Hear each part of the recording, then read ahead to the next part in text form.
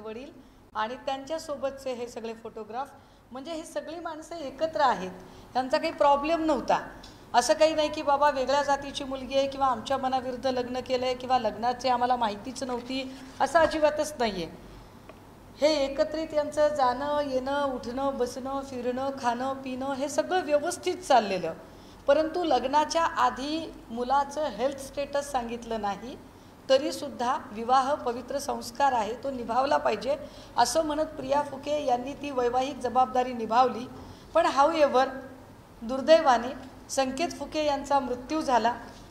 त्यांच्या मृत्यूचं हे प्रमाणपत्र, या मृत्यू प्रमाणपत्रामध्ये ही पत्नी म्हणून इथे प्रिया फुके यांचं नाव आहे।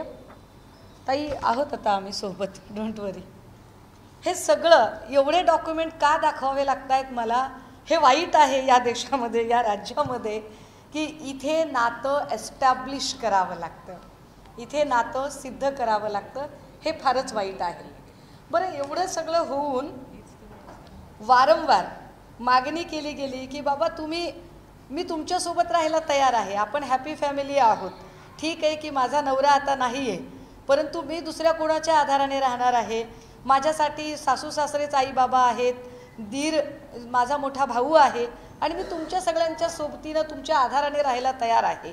मात्र असं असतानाही तू आमच्यासोबत राहायचं नाही, कारण सोबत राहिली तर ती संपत्तीची एक वाटेकरी होऊ शकते, असं म्हणून जर तिला रात्री अपरात्री बाहेर काढलं जात असेल तर काय करावं अशा वेळेला त्या महिलेने? म्हणून तिने पोलीस स्टेशनमध्ये जायचं ठरवलं आणि पोलीस स्टेशनमध्ये तक्रार नोंदवायची। पोलीस स्टेशन तक्रार घेतच नाही।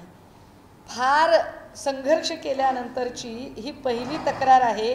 ही 14 ऑक्टोबर 2022 ची तक्रार आहे। याच्यामध्ये 294, 323, 504, 506, 498 अशी सगळी कलमं लागलेली आहेत। मात्र एवढ्या सगळ्या कलमांची FIR, जी FIR पहिल्यांदा होत नव्हती, फार संघर्षानंतर करावी लागली, पण एवढी FIR झाल्यानंतर अजून एका महिलेची तक्रार, आणि ज्याच्यावर ज्या आडनावावर तक्रार होते ते आडनाव मोठं आहे। बघूया आपण काय घडतं या प्रकरणामध्ये।